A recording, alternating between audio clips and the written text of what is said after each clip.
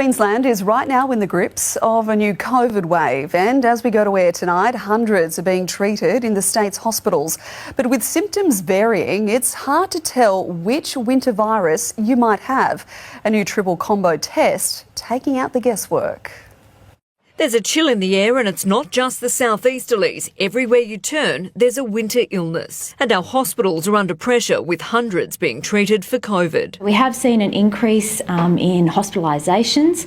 Last week we had 272 on average per day, and this week that's jumped to 330 per day. There were more than 2,000 lab-confirmed COVID cases just last week. Right now we're dealing with 3 strains, flirt, fluke and deflirt, which has recently torn through the United States. We have a lot of COVID activity at the moment, perhaps the most we've seen in about a year and a half. It's not just COVID. Other winter illnesses are hitting hard too. There were 2,666 lab-confirmed influenza cases last week and 888 of RSV. With so many viruses going around, experts recommend using a rapid antigen test to make sure you're getting the right treatment. It's really important you get a test because we have antibiotics for those bacterial ones and we have antivirals for COVID and the flu, and the sooner you start those, the better they work. Rapid antigen kits available at pharmacies can now test for other viruses like influenza and RSV as well as COVID. Ideally you do a test as soon as you're symptomatic, so they're most accurate if they're done within the first few days of feeling unwell. It works just like a normal rapid antigen test. You do a nasal swab, mix it with the solution and put the drops in here.